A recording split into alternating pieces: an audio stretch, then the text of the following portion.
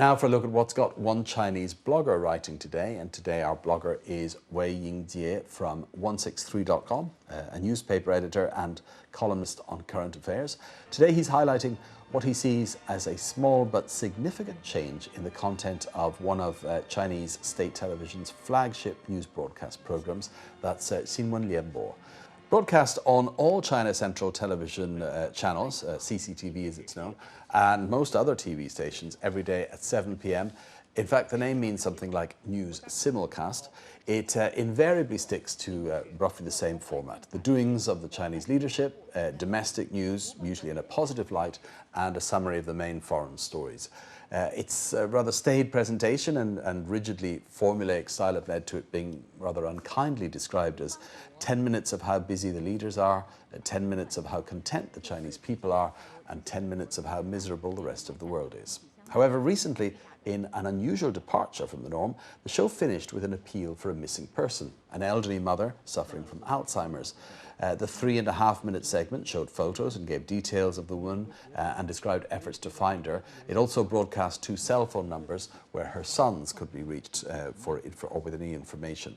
This divergence from the weighty matters of state caused much discussion online, some positive and some cynical, and here's what our blogger has to say.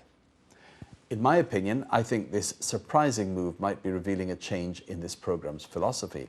It means that, compared with previously, when the program's main emphasis was on politics and major news events, it is beginning to think a bit more about the sort of news that impacts everyday people's lives.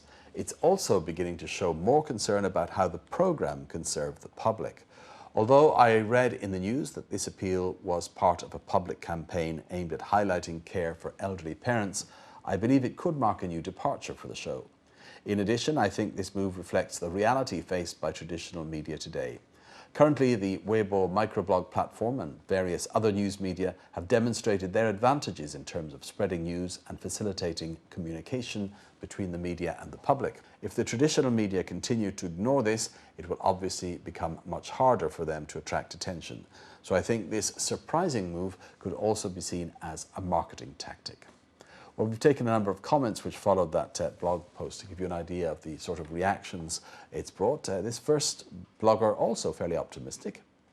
I think it's a positive change. At least it means we won't have to sit through news about the leaders' visits or all about the terrible international situation whenever we turn on the TV. And then a poster who doesn't think the key problem Xinwen Lianbo news faces is its format. In my view, all we really want is for the program to give us the true story, whether it's about national affairs or the international situation. And finally, this poster who feels it might be the beginning of wider changes. I think this will be the direction for all TV stations to go in the future, so it's not surprising to see that CCTV has made the first step. Well, with that comment, we wrap up our China blog section. Next up, we ask people on the streets of Beijing about sports stars turned students.